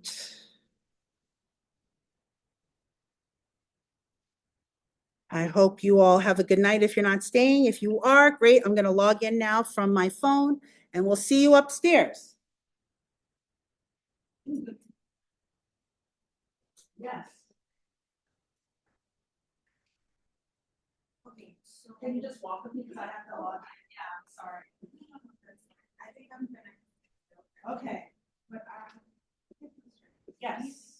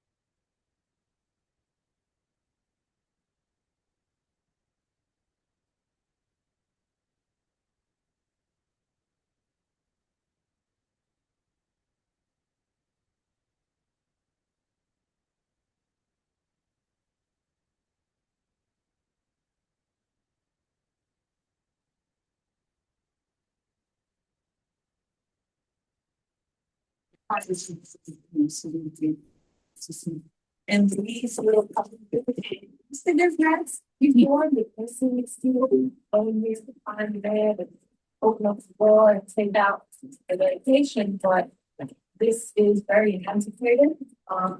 It's a hospital, it's a hospital. That this is suitable on the side of the system, and you have to see the patient. So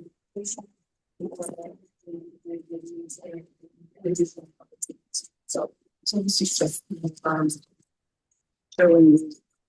showing you those things. You want to show the person's cell? Well, this is again our Omni cell, and we utilize this to give out medications.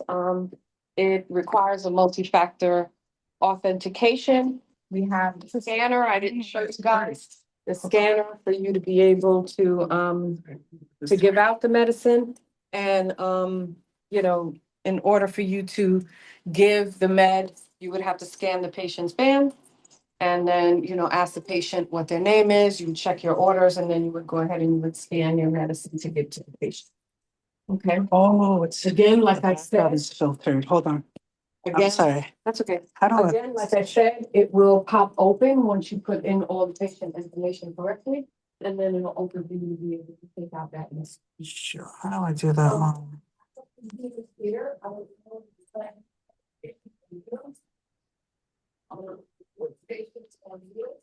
So, Sorry, guys. I'm trying to just get the blur off my background. Meeting tools. Okay, background effects. None. Okay, there we go.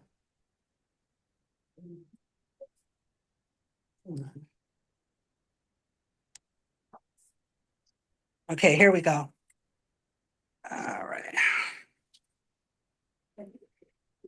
Sorry about that.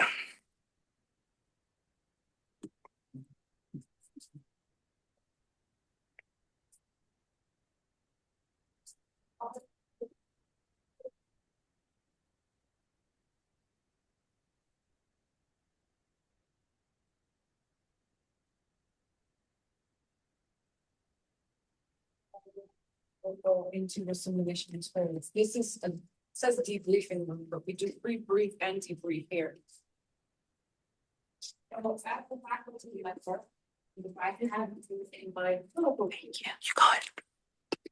I can tap into this computer with my Apple device. Okay. We do have Apple TVs on all of the large screens, and we use them for collaboration. This is a collaboration and learning, and faculty use it to teach. If you have a Windows device, then you would tap in here. There's a HDMI cable you can plug in, and you'll be able to access the machine. So if I wanted to teach a lesson, I would just click on my lesson, and I can navigate and control the computer, the screen from there. Bars or concepts. There's you will have to watch different videos and stuff. This is skill called ATI testing. Judgments. ATI testing platform provides students with a supplementary system to learning nursing. We have our classes, and then there are different platforms and programs within the system that supplement your classroom learning. So there are video tutorials, there are courses that we would align with our courses in the classroom, there are questions, quizzes, and ultimately at the end of the program, we have what's called capstone course, where you would be assessed for and work on your readiness for the exam. Once you complete your program, we have what's called virtual ATI, and you will have a one-on-one virtual assistant to help you in your preparation for your national licensure exam. Okay, so I say national, even though we're in New Jersey, it's called a national exam. It's the same exam that every nursing student or nurse generalist candidate takes. However, you register with your respective state. But within our program and everything that you learn at the completion of the program, if you want to work in New Jersey, you would apply to the New Jersey State Board of Nursing. But if you want to work somewhere else, you would apply to that school, that board of nursing, and Samantha Ziamford sends the information to that board to let them know that you've completed your program, and you will be able to license in that state. At same exam, national. If you wanted to do two states or multiple states at the same time, you'll be able to do that. Yes. So we have what's called the National Council of State Boards of Nursing. That's the governing body for all of the 50 states and U.S. territories. We have what's called through that multi-state licensure. So depending on what state you want to practice in, if they have multi-state licensure, you would be licensed in that state and have the permission or the ability to practice in any of the states that are part of the nursing compact that participate with the multi-state licensure program. So in the past, we had to apply to this state, that state. At one point, I had about 9 licenses. Now I only have 3. Even though we have multi-state licensure, there are some states that still aren't participating, right? So for example, I have New York, New Jersey, and have the West Virgin Islands. In the past, I had Tennessee, Indiana, Texas, Washington State, California, and Indiana. I had all of those licenses because I worked at a school that required me to have licenses in those particular states. Okay. So we help you to get the license wherever it is that you wanting to get licensed. That this room is a space for teaching and learning. And as you can see, there is an examination table in the back of the room here that can be used to help to teach and students in practice.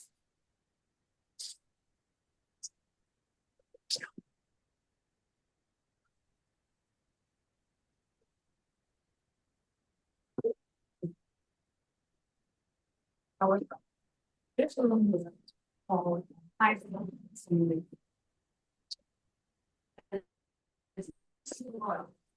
and the world's pregnant and she's laboring. Okay. This mannequin gives birth. We do have simulations where we teach the students in a safe environment about giving birth, about the stages of labor. And we have simulation where the patient is laboring and we have what we call moulage or fake blood. So we make sure that the experience that you get in this simulation would closely mirror what happens in an actual delivery room. Okay. Mm-hmm. So Noelle is still not fully dilated yet. Okay. So this room is what we call our task room. And as you can see here, we have another TV that you can tap into for collaboration. Okay. And here we have our multiple examination tables for students to demonstrate skills to faculty and learn. We have this desk here so they can sit around the table and go over whatever information is required for them as they practice. This is who we call Chester Chest. And Chester Chest looks a little sticky, right? But that's because this mannequin, okay, or this task trainer is utilized for students to practice applying a dressing to a patient who has an IV line. So that's why he kind of looks a little sticky. This semester, we heavily use Chester. And then at the end of the term, we really do a deep clean on him to get on as much of the sticky off. And as you can see, Chester Chest, this is number 2. We have 3 of them. And we usually have 3 clinical groups in the lab at a time. So each clinical group does have a Chester to work with. Okay. Now, I had shared with you about meditation part of the station on wheels. Okay. And this station on wheels will help you to be able to learn your skills in stop. Okay, so this is the K report screen. And if I wanted to get in here, give out medications, I would click on screen, the icon, and then I would be able to log in to here. So now students log in with their own username and password. As a student, you will receive their individualized code so that you can enter in here and be able to get medications. These medications, we would administer, based on whatever simulation we're doing. This past week, let's see. Let's see if I can get it. I saw your password. No, I'm just kidding. You messed me up now. Sorry, yes.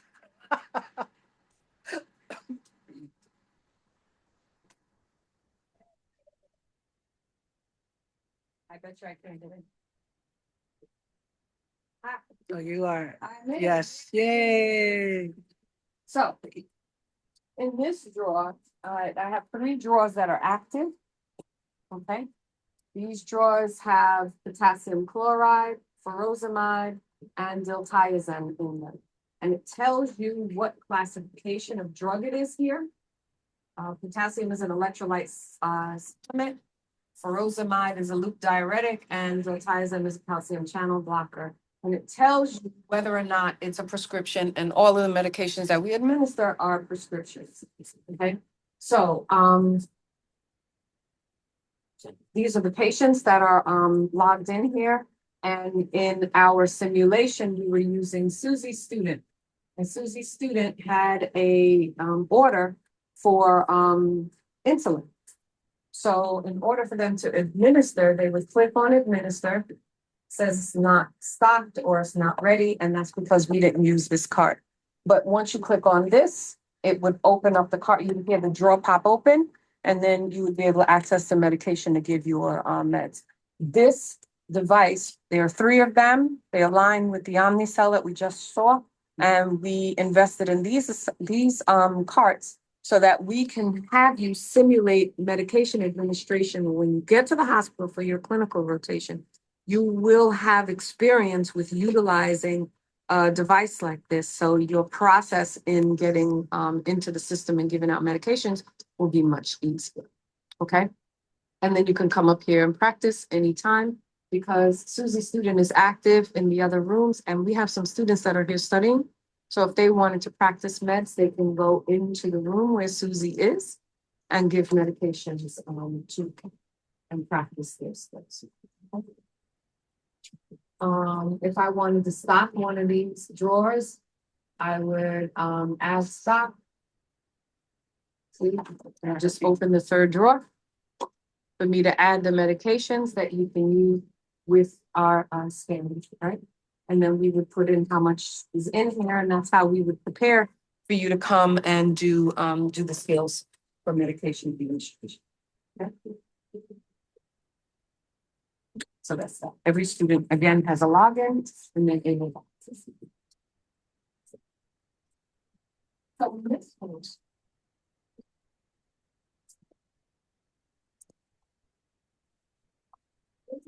Jonah. Jonah is actually a patient in our unit here. These are the vital signs or the images that you would see that would be coming from the patient's body, that it would have attached IV lines and attached telemetry lines and different IV lines and things that you would be able to visualize on the monitor.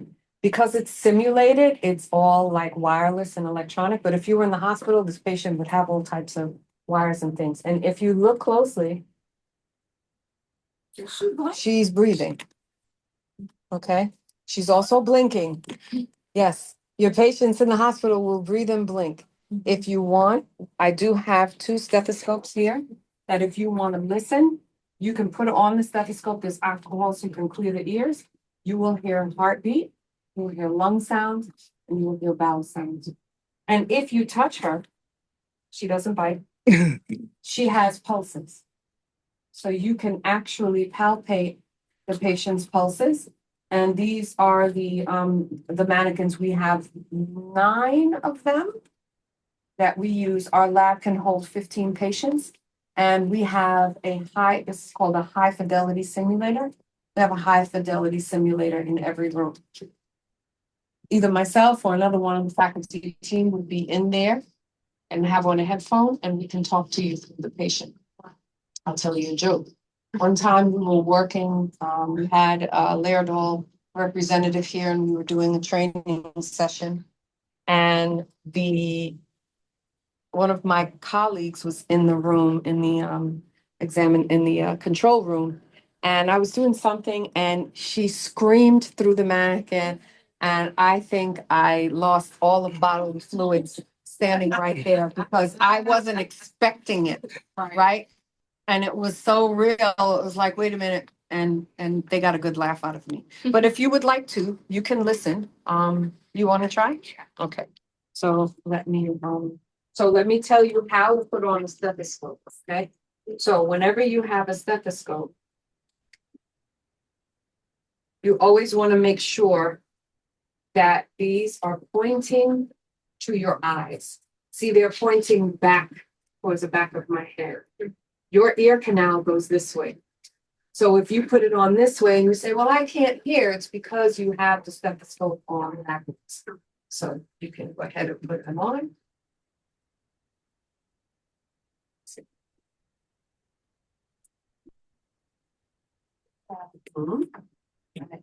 So you can put here. Just hold it for a while. Because it takes a while for you to hear vowel sound. I think I can kind of hear it. It's like that's exactly what your stomach sounds like when your body is processing foodstuffs that you eat. And we can make them go faster, like when you feel like you're bubbling and rumbling, we can do that as well. So, and there are different vowel sounds and breath sounds that you hear, and we change the breath sounds and vowel sounds purposefully so that you'll be able to distinguish the difference between normal and abnormal. And it gives you a little bit of an advantage when you get to the hospital because you would have only heard your own, right? And you won't have the opportunity to hear, like, for example, with vowel sounds, where we have hyperactive vowel sounds, that rumbling. We have borborgeous vowel sounds where it sounds like the bubbling. You can hear all of that. We can set the mannequin to do that for you. And we also can set the mannequin to do what we call a simulation. We talked about the pre-work. And then we'll set this patient to have a specific condition. And then that condition would warrant the patient to have different symptoms and require medications and you to assess them. And with that, we teach you how to take care of different patients in different scenarios. Okay, thank you. You want to listen? That's okay. That's it. It is kind of creepy at first. Yeah. So yes, this person, I'm sorry. This person actually has what we call a tracheostomy. So they're breathing, you see the chest rise and fall, but in this scenario, this patient would be breathing through this tube. We can teach you how to suction. These mannequins have body fluids, so they can urinate, they can vomit, they can defecate. We can do all kinds of things with them. And then I told you that with Noelle. Excuse me. I'm so sorry. We can make Noelle give birth. Okay. So we have 5 of these rooms. 4 of them Noelle is in. So this is a patient that allows the door on the other side. So this is set up as a hospital ward. We have dirty linen, we have clean linen part. And this is where the madness happens here in this simulation control. So in here, what would be in here is where we are able to run the simulation. So if you stand here and look, we were just in there, right? So this is here how we set the mannequin to work. So right now the eyes are wide open, they're normal, you see them blinking. We can change, see how all here it says heart normal, left lung, right lung, bowel normal. We can literally change the way the heart sounds are projected or you know, in the mannequin so that you can hear differences in heart sounds.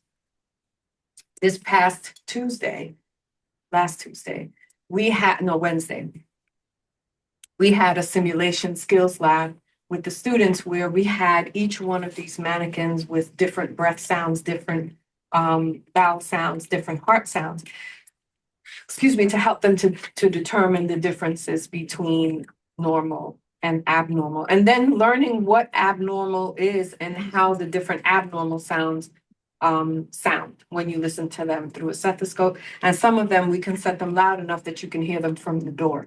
And that is true because in my practice, in the years that I've been a nurse, sometimes patients have been so sick, you can hear them from the door. And we can set the mannequin to be able to do that. Okay. So this is how we do it. And then this is how Dr. Mahoney was able to scare the living daylights out of me. She had this on and she screamed through the microphone and it came through the mannequin and I almost died. So this we can do. Again, we have 5 different stations. And we have Noelle in her. And you would be able to turn this computer on and program her to be able to do some of the stuff that person is doing. But with Noelle is very special and very different because we can actually, like I said, program her to give birth. So as Bianca told you, we are undergoing a lot of upgrade in the labs and you can see things laying around waiting for them to come and come up. This is a academic room. And in this room, we have 4 different beds and we're able to teach students different skills. This is Granny right here. Her name is Granny Annie. And that's Junior. Okay. Right now, Granny Annie is on. Right now, she's having a problem with chest rise and fall, and her eyes aren't blinking. But if you were to bring the stethoscope in here, you can hear. So we'll program the mannequins to do different things specific to what we want the students to learn. So we could turn off different features and turn them. And then, you know, we would project on here. So this particular patient has a heart rate of 79. They have, which is their pulse, 79. They have an SpO2 of 97. That's the oxygen saturation in their blood, right? The blood pressure showing ABP 119/79. That's called arterial blood pressure. And the arterial blood pressure is measured through a catheter that's placed into either the radial artery, the brachial artery, the femoral artery, so that you can detect what we call core blood pressure. That's the blood pressure that is central to the heart. That's not measured. Right?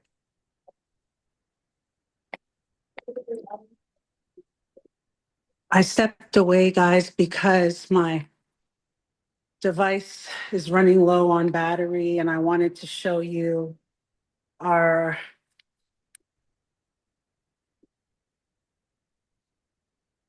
student area here. Simulation center, you already saw, and here we have our lounge slash study slash student space for nursing students. As you can see, it's really nice and big. One of our students is here. I don't want to put her on the spot, studying at this hour. So it's a nice space in here, right off of the simulation space for studying. Back to the first area that you saw with the Omni Center here, the main office, where the elevator is. This is the front of it, the Nursing Education Center, big huge mural, the elevators. We got a lot of conference rooms, debriefing rooms, as we call them, tons of storages for all of the medical supplies. Another isolation room. It's locked. I didn't bring my ID. Order to this, order to give Harry Henderson his heparin. So heparin is a blood thinner. They would click on administer. And then we would have to scan Harry's wristband. You want to scan? Here. Okay. So you'd have to find Harry's wristband. Where's Harry's wristband? Oh my God. I think Professor Benjamia might have taken it off. So you would have to scan that wristband. And as you can see, that's a learning experience for you. If your patient doesn't have on a wristband, we're not giving you. Right. Because how do you know this is Harry? What if this gentleman is confused or disoriented and you ask him his name and he tells you the name of his child, right? Or he may tell you his roommate's name because they just came in and took care of that patient, and you can do or create what's called a medication error by giving the wrong patient the wrong medicine. Okay, so you just learned some. Okay, thank you. So, so this is how we teach the students, and we help them to be able to again give medicines. And sometimes we do things like this on purpose so that students can learn the difference between what's proper and what's improper, what's right, what's wrong, what's ethically correct, what's ethically incorrect, and so forth. Because we don't just teach you the skill, we also teach you the essence of nursing, which is a calling. And you know that comes from. So here we have a suction device where we could turn this on and actually suctions right? So we can suction this patient if they have like secretions, a lot of secretions in their throat. We can actually enter the suction catheter in the nose or through the mouth and be able to clear the patient's throat. And then all of the stuff that comes out fills up into that goes through this tube and fills into the canister. So yes, it looks like water, but it would be secretions. Okay. Yeah. So here we have another thing that we do with students in the first semester to teach them about medications and how to like decipher or to explain all of the different things that are inside of a code card. And if your patient were to code, what medications you would need, what the setup would look like. We would have the different medications, the IV fluids, and all of these things. And these are set up just like a cart in a hospital. Okay, we simulate it to just like a hospital cart. So here we have gloves, and we have different devices, IV catheters, and this is called the J-Loop. It's an extender to be able to administer patient to patient, and all of these supplies that you would need if your patient were to code, and you would have it to be able to attend to the patient. Okay. That's pulmonary artery pressure. And these are all touchscreen monitors. So if I want to touch them, I should set his blood pressure to go off. This is a AET trainer. So we do have the possibility we can simulate a code, and then you would have to place the pads on the patient and follow the prompts. Clearly, it's for training purposes only, but the process that you would